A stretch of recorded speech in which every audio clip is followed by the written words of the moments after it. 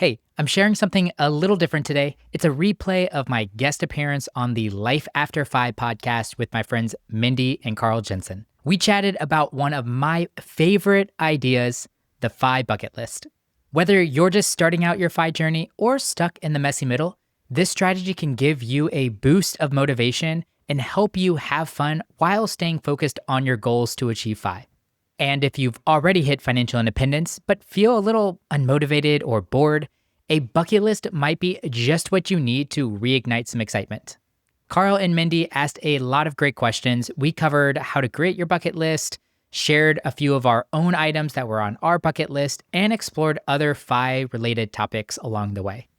So I hope you enjoy my conversation with my friends at the Life After FI, Mindy and Carl Jensen.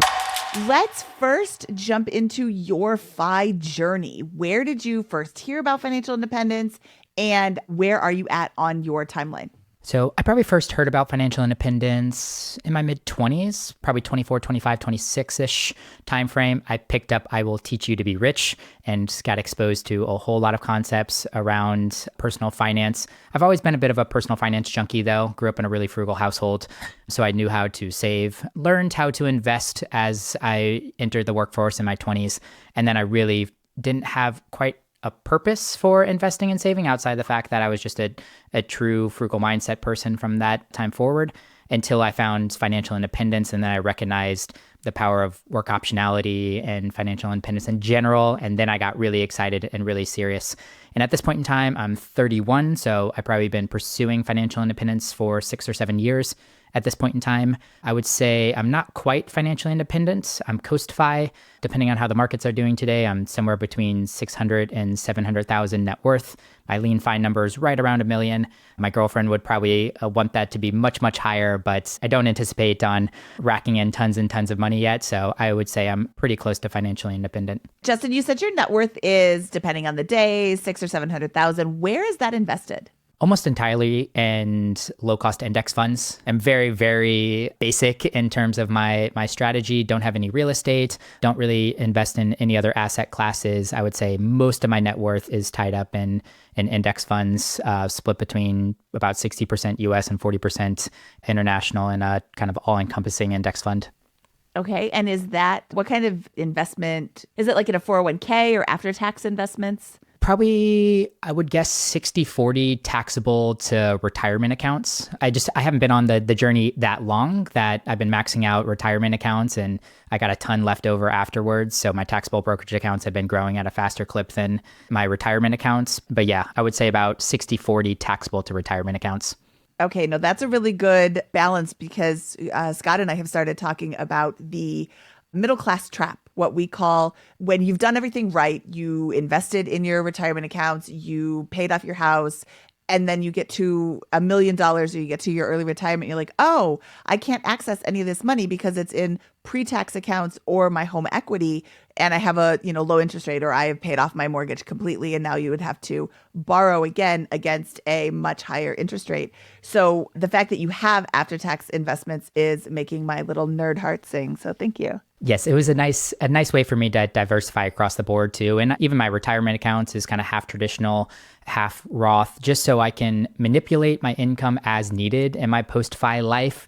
It's a strategy that I'm really excited about. I geek out a lot about the optimization, not because I'm like trying to squeeze out another dollar. It's just somebody that's really grown up enjoying personal finance kind of likes the optimization piece to it. I love it too. Before we get into the crux of this conversation, I just want to say, Justin, I talked about unicorns, but you are a unicorn among unicorns because it seems like you're doing just about everything right. Like, don't you have one bad story where you bought like a Mindy coin for $100 a coin and then it went to zero? Or no such thing as Mindy coin. Not yet. Not yet. No, yeah, no, Justin, never. Yeah, maybe if I keep talking to you guys, I'll make a bad decision. But I would say one of my, I don't even know if I call it a mistake because looking back on it, it actually expedited a lot of my education. But I, as I told you, came up in a frugal household. My dad was really good about teaching me how to save, how to live below your means. And he also told me you need to invest. He was like, always like, make sure you're getting your 401k match. You need to start investing with some of your money. So I was just rolling out of college, still living the college lifestyle, didn't have a ton of money that I was spending, but I started making a full-time salary. And I had a friend call me one day and he said, hey, I have a friend who's a financial advisor. He's looking for some new clients. And I thought about you because I know you're really interested in money. And I was like, that's great. I want to start deploying some of this other cash that's just sitting in an account. So I started working with a quote financial advisor. I bought a whole life insurance policy.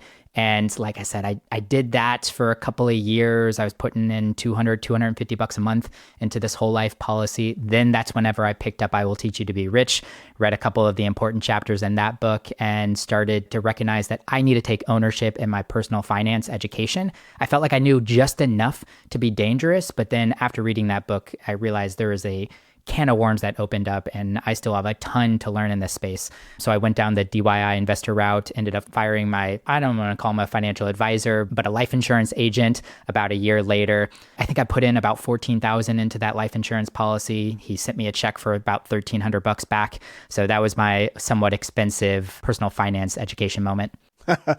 I don't think there is any perfect journey, but the errors are how we win. We stopped investing during the Great Recession, so the best time to invest in history when the markets were way down, and I stopped contributing to my 401k because I freaked out.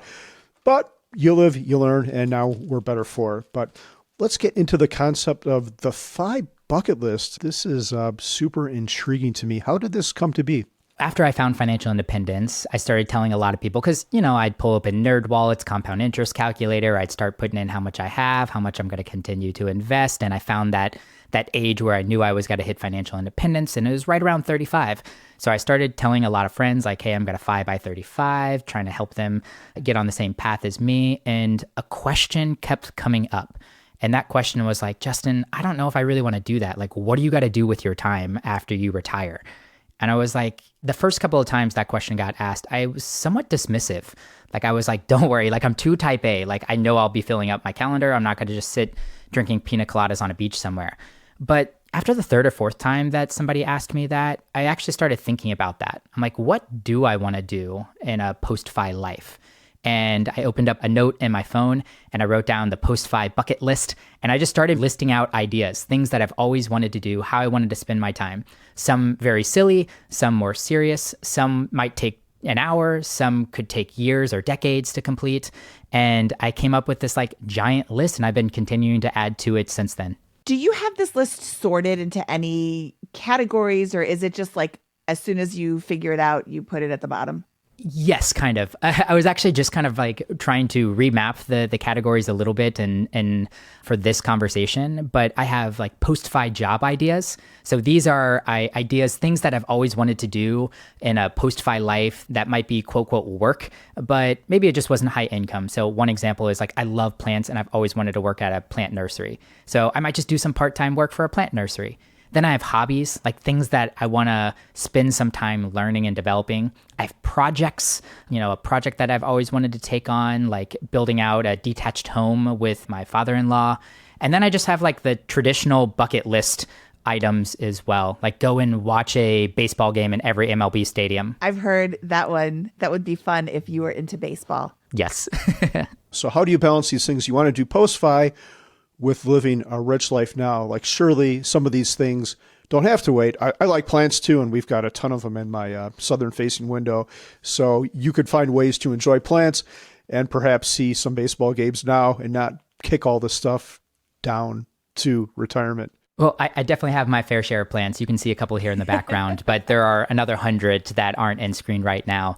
And I do try to attend some baseball games. But yeah, I think this is maybe one of actually the big mistakes that I had, is sacrificing so much through my 20s and not really focusing on some things that I could have done to increase my life satisfaction at that point in time. My girlfriend's a great balance of that. She's somebody that's done a great job investing and saving for her future, but she's also not scared to pull the trigger on a life-changing experience. Like, she went to Antarctica last year. It cost her $9,000. Like me, that would have taken me a year or two to really think through. That took her like a week. She was like, I think I'm going to do it. And then the next time I chatted with her, I was like, yeah, I bought the ticket. I was just like, wow, like that's a crazy for me, a crazy experience or trigger to be able to pull that quickly. But she's been pushing me to do some more stuff like that. So honestly, I'm just trying to lean into it a little bit more. And similar to the conversation you and I had on my podcast, Carl, like just like forcing myself to spend a little bit of money on those experiences that you're like, I think this has got to pay off. And not judging myself or critiquing myself if at the end of the day I was like, that I actually wasn't really worth it. But being prideful in the fact that I gave it a try or gave it a shot is kind of where my mindset is now. Just to touch on something you just said there, one thing I think about these, I'll call them spending experiments, is sometimes they don't work out. But when they don't, I've bought something else. I've bought insurance against having regret. If I never did that thing, I'd probably think about it for the rest of my life and I'd be annoyed. So now I could say I've done it and I don't have to return to that experience or thing or anything close to it. And I don't have to regret not doing it. I'm kind of curious. You talked about sacrifice and $9,000 Antarctica trip. How do you balance this saving versus living now? I have a couple of just immediate money goals that I set aside for myself. If I'm hitting my Roth IRA and I'm putting aside a certain amount of money every single year, then everything on top of that, I feel like I should be allowed to do what I want with that money. I'm in a space where I'm at Coast Fi and, ramping up another $10 or $20 or $30,000 a year into my investment accounts maybe will take a year or two off of what ultimately leads me to financial independence. I just don't think that's the goal anymore. Like, I'm not trying to expedite the process, and I'm not trying to inflate what my FI number is. I had to really take a step back and think what the whole purpose behind this. And the major purpose was optionality and freedom and pursuing interest and hobbies and projects that I really want to do. So why not start doing some of those now? So yes, the money security side of me, it was like, okay, set aside this amount of money every single year to make sure that you're continuing to build your investments. But everything on top of that, you should allow yourself to spend on. And I actually have to do some of the reverse. So at the end of every single month, I reconcile my income, my expenses, and then whatever is left, I force myself 50% of that needs to be spent on something that is either on my post-fi bucket list or on my Amazon wish list. I go and I pick something right away that I'm like, let's go buy that experience or buy that thing that I've been wanting to do. I really like that mindset of you said, I'm not trying to expedite this. And I think that that's one of the biggest things that we did wrong, Carl, is that we were trying to expedite it. It was get there as fast as you can at any cost. And I love the mindset shift of the FI community. It seems like the FI community kind of moves together. Yes, there's still going to be people who are trying to get there as fast as they can. But for the most part, I think more and more the FI community is talking about enjoying the journey. And, what does it matter if you take an extra year, but you enjoy the whole thing versus you get there right away, but you had such a terrible experience the whole time? I've been thinking about this a lot and talking to a lot of my FI friends on this too. Two things come to mind. A, it's not a binary decision. You can do both. You can enjoy the moment and you can save and invest for the future, which I think is an important aspect. And even as I'm looking at my post-FI bucket list, there are a lot of items on here that don't even cost any money. Like, I might just need a little bit more time. So I might not even be spending more money, but maybe just allocating some time that would have necessarily been put towards earning more money is actually just put towards spending time with friends or investing in hobbies or experiences that I wouldn't have necessarily done. Second to that too is there's a lot of opportunity for us to take a step back and recognize that we're not going to be putting up zeros every single year on income. And there are things on my list right now, like going to work for a plant nursery. If I go and work there, like I might be making 15, 20 bucks an hour. And I'm going to recognize that was like income that I wasn't necessarily expecting in my post-FI life, but it was just something I enjoyed doing, and money kind of came after the fact. And I'm sure that will come with speaking opportunities, with podcasting. I told you I run a business and I have no intention on letting that go because I'm having so much fun doing it. Jillian Johnsred around mini retirements really changed my ideas on some of this stuff, where it's just like your life might be seasons. There might be periods of your time that you're really excited to work on a project or a business, and that might generate some income for you. And then there will be other times that you want to go and travel to Antarctica for a whole month, and that's totally fine too. Does having the list make you a little sad? Like, oh, I wish I didn't have to work. Maybe a little bit sometimes. Like, there are moments I look at the list and I'm just like, man, I want to be checking off more of these faster. But at the same point in time too, as long as I'm making progress on this list, and like I'm feeling okay with it. And once again, some of this was like I always wanted to start a business. So 3 years ago when I started that business and got to check off that box on this post-fi bucket list, like I'm making some progress too. But yeah, I think it's a balancing act for sure. There's one thing I like about this list, and I just thought of this now. So I have some friends who, when I discovered FI, I'm like, hey, I discovered this FI thing. You save your money and you can retire early. You never have to work again.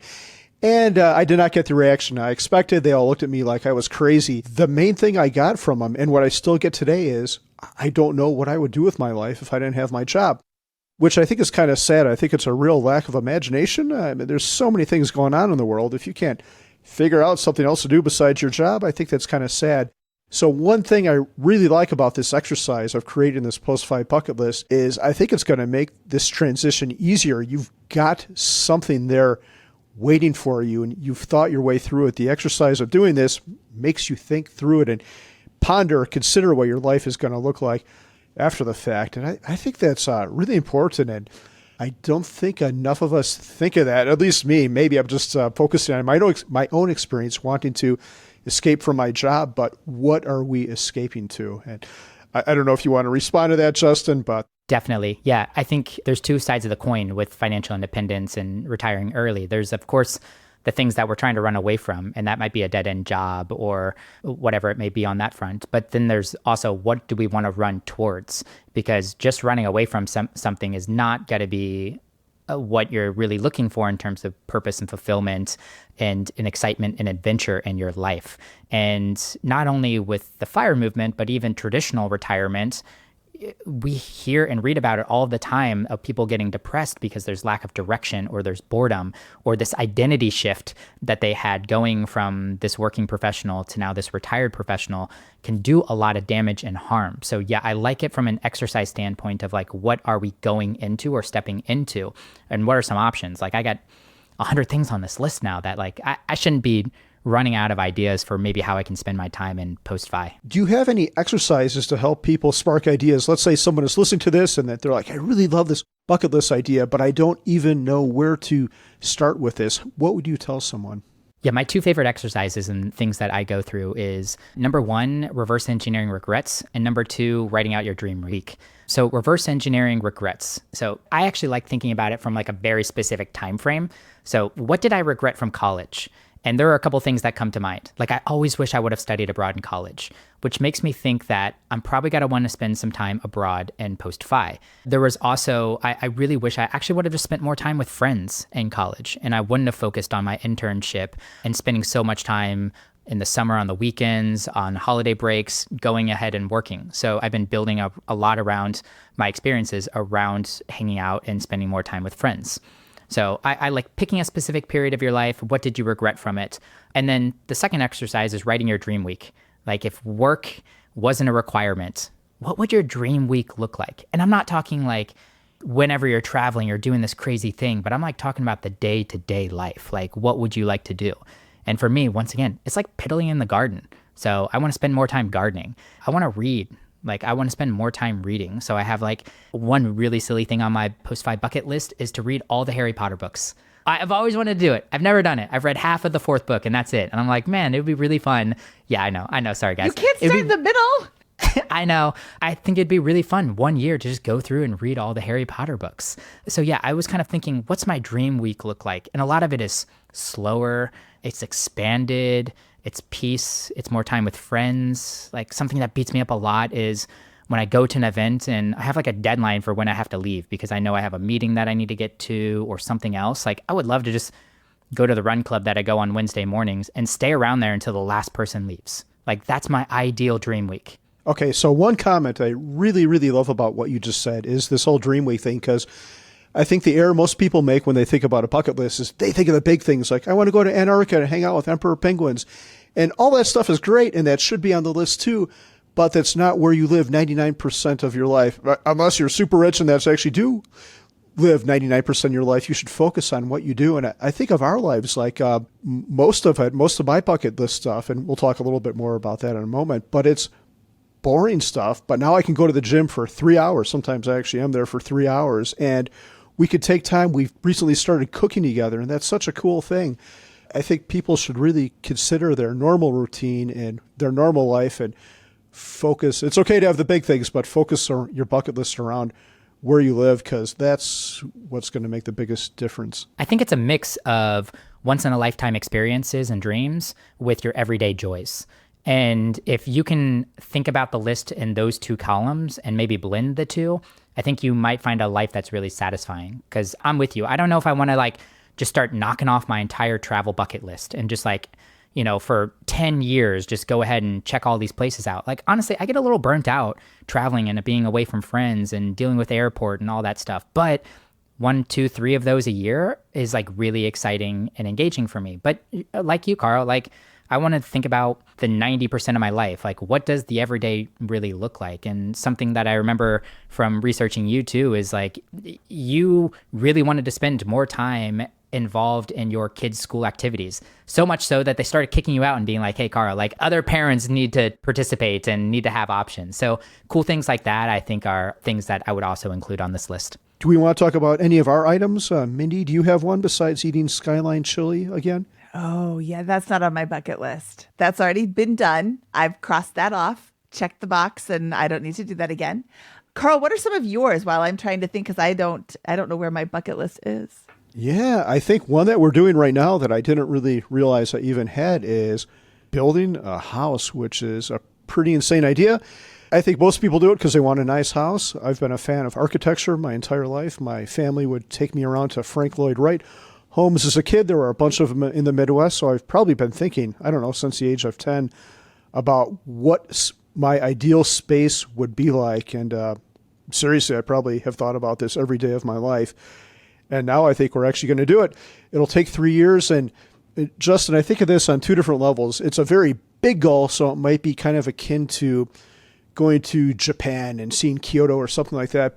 But the journey is where all the joy is in it for me. It's probably going to take 3 years, 1 year to build the initial structure, another year to build like custom shelves and everything I want to do on the inside, and then probably another year to do everything on the outside. And that sounds like a lot. And it would be a lot if you just wanted the nice house at the end. But I do want that. But the fun part for me will be the process of figuring out all these puzzles, designing the HVAC system, putting solar panels on there, figuring out what the inside is going to look like, what the outside is going to look like. And that's a very, very big one. But that's mine. I was today years old when I discovered that it was going to be 3 years for this build. Uh-oh. Here we go. We're going to have a conversation after this show's over. One of the things on my bucket list is to see all 50 states. And I have 2 left, North Dakota and Mississippi. I would also love to do the national parks, all of them, including Dry Tortugas, because you have to take a plane or a boat there. I think that would be super cool to go see that as well. Yeah, there's an app called Ben, Been. My girlfriend made me download it. I kind of really enjoy it. And you can track all your states and all your countries. And she just hit a big one on her bucket list last year. She did all 7 continents. She actually did all 7 in the same year, which was absolutely crazy. Yeah. But she was trying to check them off, visiting all before she turned 30, which was pretty cool. But like I said, she did the Antarctica trip at the beginning of the year. And then she booked an Africa trip right after Christmas. And then through work, she's a concept photographer and does a lot of traveling. She knocked off South America, Asia, and Europe too. So it was in Australia, actually. So really cool to see her do that. Justin, I really appreciate your time today. I am so excited and so energized to go and add more stuff to my bucket list. I'm going to look and see if there's a bucket list app that I can use easily. This was really, really awesome. Thank you so much for sharing your time with us today. Is there any place that people can find you online? I actually have a podcast. It's called The Struggle is Real. I'm through a rebrand right now, but you'll still find it even if I've rebranded at that point in time. I mostly talk about the pre-fi journey, but with a post-fi mindset, trying to remind people of a lot of the things that we talked about today, that there's a life outside of money and dealing with your money, and what are some of the things that my post-fi friends have been telling me about. Those are things I love to talk about. Well, where were you 15 years ago when we needed you? Yeah. I don't think he was born yet, but that's a whole nother issue. Yeah, I was going to say he's like 8th grade. Yeah, and actually, Carl was on the show recently. I think that was episode like 160, and we talked about spending experiments and all of the experiments that he's tried over the last couple of years, spending his money. That was a really fun one. I got a lot of responses on that too, and people telling me about how hard it is for them to spend the money that they built up and earned. So I think you encouraged a lot of people to go ahead and pull the trigger and try some things. Yeah, that struggle is definitely real. All right, Justin, thank you so much for your time today. Thank you so much for listening to another episode of Living a Fi Life. And with that, Mindy and I say goodbye.